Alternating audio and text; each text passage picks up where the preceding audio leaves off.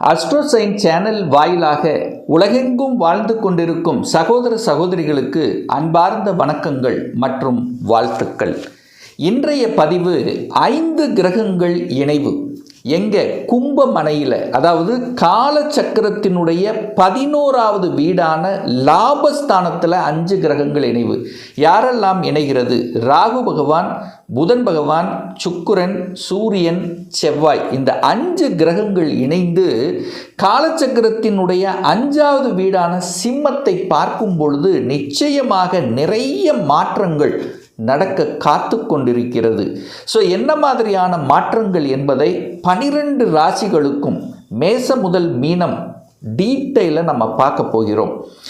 இந்த பதிவை முழுவதுமாக பாருங்க. நிச்சயமாக ஏதாவது ஒரு ரூபத்தில் உங்களுக்கு யூஸ்ஃபுல்லாக இருக்குங்கிறதுல எந்தவித மாற்று கருத்தும் கிடையாது. நம்மளுடைய சேனலை நீங்கள் ஃபர்ஸ்ட் டைம் பார்ப்பவர்கள் என்றால் மறக்காம சப்ஸ்கிரைப் பண்ணிக்கிங்க. கன்னி ராசி அன்பர்களே, 5 கிரகங்கள் இணைவு, அதாவது காலச்சக்கரத்தினுடைய 11வது வீடான கும்பமனையில், அதாவது உங்க கன்னி ராசிக்கு 6வது வீடான கடன் நோய் எதிர்ப்பு பகை என்று சொல்லக்கூடிய ரணரோக சத்துருஸ்தானத்தில் 5 கிரகங்கள் இணைது.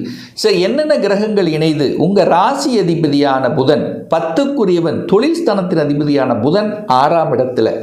சுக்கிர பகவான் தனத்தை கொடுக்கக்கூடியவன், குடும்பத்தை அமைத்து கொடுக்கக்கூடியவன், பாக்யஸ்தானத்தின் அதிபதியான சுக்கிரனும் பார்த்தீங்கன்னா எங்கே இருக்கார் அப்படின்னா 6ஆம் இடத்துல.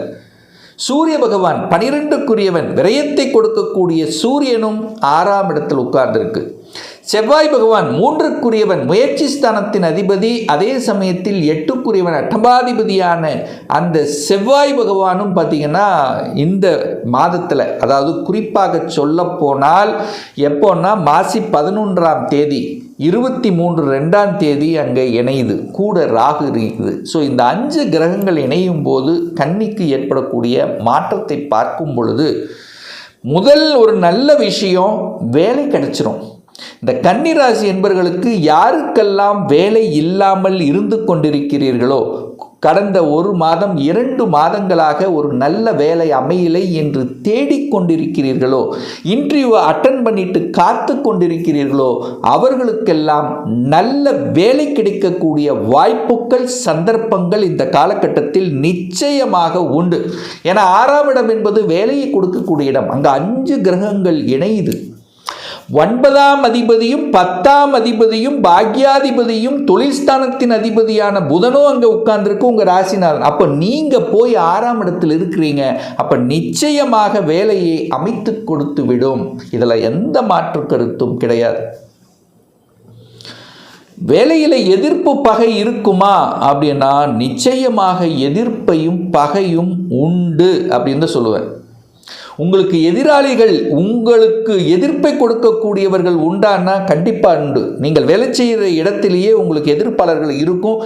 இதுவரைக்கு தெரியாமல் இருந்த நிகழ்வுகள், யார் கூட இருந்துட்டே யார் உங்களுக்கு தொந்தரவு கொடுத்து கொண்டு இருக்கிறாருங்கிறத இந்த காலகட்டம் இனம் கண்டு கொள்வீர்கள். அந்த இனம் கண்டு கொண்டு அதற்கு தகுந்த மாதிரி செயல் திட்டம் தீட்டி வெற்றி பெறுவதற்கு உண்டான ஒரு காலகட்டமாகவும், அதாவது உங்களை தயார்படுத்திக்குவீங்க. இதனால் இனம் புரியாத இத்தனை நாள் ஏன் எனக்கு அழுத்தம் இருக்குது, நல்லதாக பண்ணேன், ஆனால் ஏதோ ஒரு வகையில் உயரதிகாரிகளினுடைய அழுத்தம் இருந்தது, ப்ரெஷர் இருந்தது, கூட இருந்துகிட்டே யாரோ ஒருத்தர் இந்த மாதிரி போட்டு கொடுத்துட்டு இருந்தாங்கங்கிறதெல்லாம் இப்போ எல்லாம் கண்கூட உங்களுக்கு தெரிய போகக்கூடிய ஒரு காலகட்டமாக இந்த கன்னிக்கு அமையும். கடனை பற்றிய எண்ண ஓட்டங்கள் உங்கள் ஆழ்மனதில் ஓடிக்கொண்டிருக்கும். ஒன்று கடனை வாங்குவீங்க அல்லது கடனை அடைக்கணும். ஸோ அந்த கடனை பற்றிய பேச்சு இல்லாமல் உங்கள் குடும்பத்தில் இருக்காது. அப்போ கடனை பற்றிய சிந்தனை எதில்? ஒன்று தொழிலை அபிவிருத்திக்காக, தொழில் மாற்றத்துக்காக கடனை வாங்குறது. வங்கியில் அப்ளை பண்ண கிடைக்குமா? தாராளமாக கிடைக்கும். குருவின் பார்வை இருக்குது, அங்கே புதனும் உட்கார்ந்துருக்கு. ஒரு சிலர் கடனை கட்டலாம். அந்த கடனை கட்டுவதற்கான வாய்ப்புகள், சந்தர்ப்பங்கள் நமக்கு வருமா? அதுவும் கண்டிப்பாக உண்டு. அதில் மாற்று இல்லை. அப்போ கடனை பற்றிய எண்ண ஓட்டங்கள், சிந்தனைகள் இந்த காலகட்டம் அதிகமாக உங்கள் மனசில் ஓடிக்கொண்டிருக்கும். ஹெல்த்து கண்டிப்பாக கேர் எடுக்கணும். ஏன்னா 6ஆம் இடத்துல 5 கிரகங்கள் போய் உட்கார்ந்துருக்கு. 6ஆம் இடம் என்பது நோய் ஸ்தானம். இதுவரைக்கும் ஹெல்த்தில் ஏதாவது ஒரு தொந்தரவு இருக்கிற மாதிரியான ஒரு ஃபீலிங்ஸை கொடுத்துட்டு இருந்ததுன்னா இப்போ தெரிஞ்சுக்க வச்சிரும். கண்டிப்பாக அட்லீஸ்ட் ஒரு மாஸ்டர் செக்கப்பாவது செய்யணும் அப்படிங்கிற எண்ணம் உங்கள் ஆழ்மனதில் தோணும். அதில் போய் செயல்படுத்தவும் செய்வீர்கள். அப்போது ஹெல்த்துக்கு அக்கறை எடுக்கணும் என்கின்ற எண்ணம் ஆழமாக உங்கள் உணர்வில், உங்கள் உள்ளத்தில் பதியப்படும்.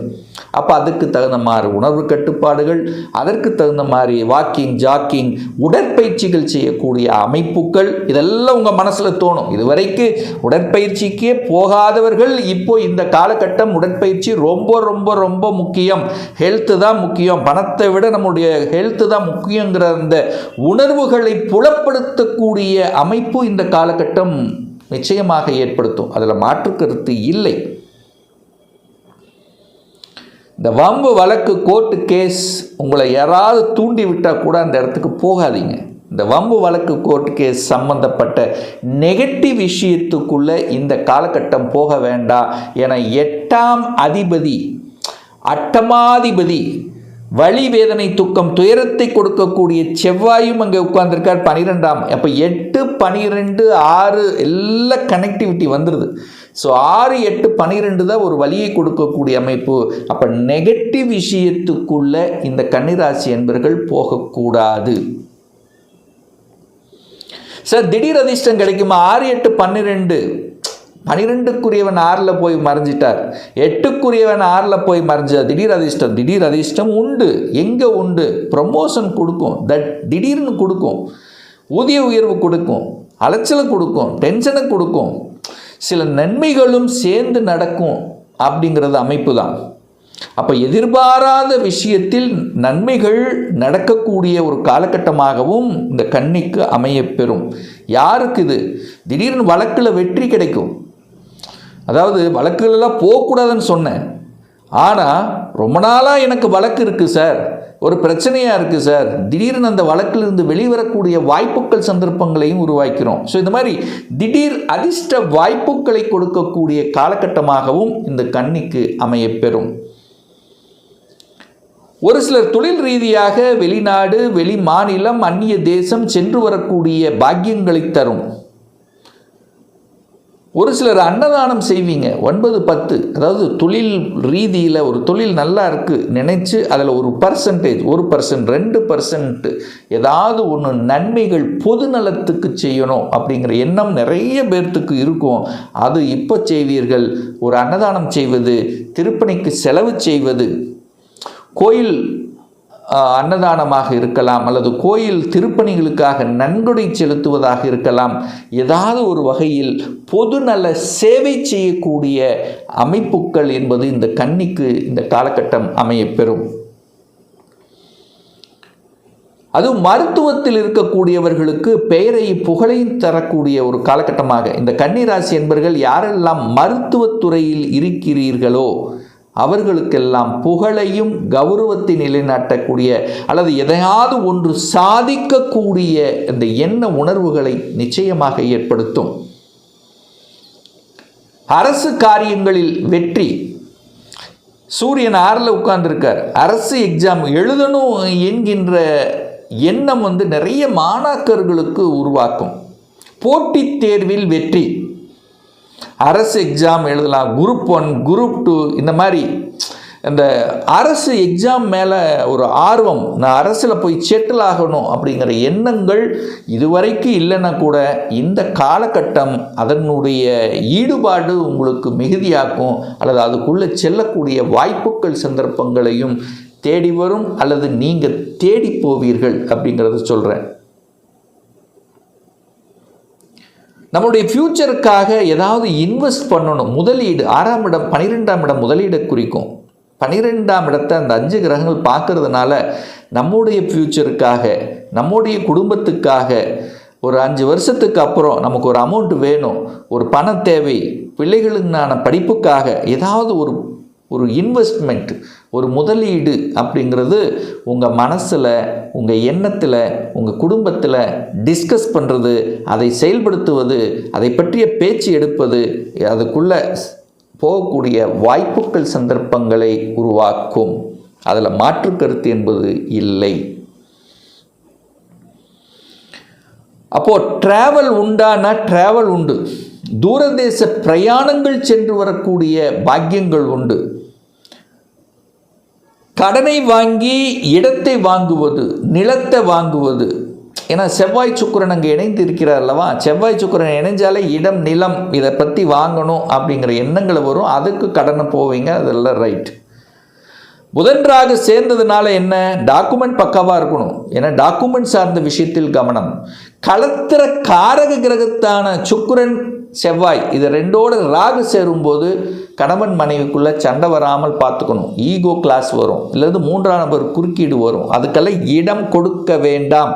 இந்த கன்னிராசி என்பர்கள் இந்த காதல் சார்ந்த விஷயங்கள், அதே சமயத்தில் பார்த்திங்கன்னா ஆணாக இருந்தால் பெண்கள், பெண்களாக இருந்தால் ஆண்கள் சார்ந்த விஷயத்திலும் கொஞ்சம் கவனத்தோட எச்சரிக்கையோடு இருக்கணும் அப்படிங்கிறத ஞாபகத்தில் வச்சுக்கோங்க. ஸோ 6, 8, 12 கனெக்ட் ஆகிறதுனால திடீர் அதிர்ஷ்ட வாய்ப்புகள், திடீர் அதிசயம் நடக்கக்கூடிய அமைப்புகள் உண்டு. ஆனால் ஏதோ ஒரு வகையில் ஒரு இன்ப அதிர்ச்சி கண்டிப்பாக, இது நடக்கலை நினச்சிட்டு இருந்த சில பாக்கியங்கள் கிடைக்கக்கூடிய அமைப்புகளும் இந்த காலகட்டம் நீங்கள் எதிர்பார்க்கலாம். இன்னும் ஒரு துல்லிய பலன் வேணும்.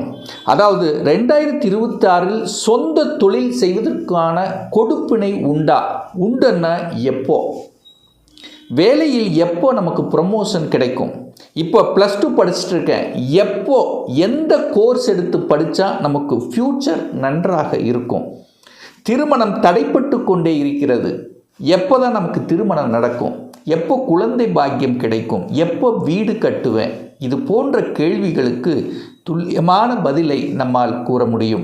ஒரு பர்சனல் கன்சல்டேஷன் எடுத்துக்கணும், ஒரு சுய ஜாதகம் பார்க்கணும் என்று விருப்பப்படக்கூடிய அன்பர்கள் டிஸ்பிளே தெரியக்கூடிய நம்பருக்கு வாட்ஸ்அப் மூலியமாகவோ ஃபோன் கால் மூலியமாகவோ தொடர்பு கொண்டு அப்பாயின்மெண்ட் பெற்றுக்கொண்டு நேரடியாகவோ அல்லது ஆன்லைன் மூலமாகவோ கன்சல்டேஷன் எடுத்துக்கலாம். நம்மளுடைய அலுவலகம் கோயம்புத்தூரில் அமைந்துள்ளது. அதாவது கோயம்புத்தூரிலிருந்து மேட்டுப்பாளையம் செல்லும் வழியில் வெள்ளக்கிணர் பிரிவு அன்னபூர்ணா ஹோட்டலுக்கு அருகாமையில் அமைந்துள்ளது. பிரியர் அப்பாயின்மெண்ட் வாங்கிட்டு நேரடியாக கன்சல்டேஷன் எடுத்துக்கலாம். மீண்டும் ஒரு நல்ல பதிவில் உங்களை சந்திக்கும் வரை உங்களிடமிருந்து விடைபெறுவது உங்கள் அஸ்ட்ராலஜர் டாக்டர் சதீஷ்.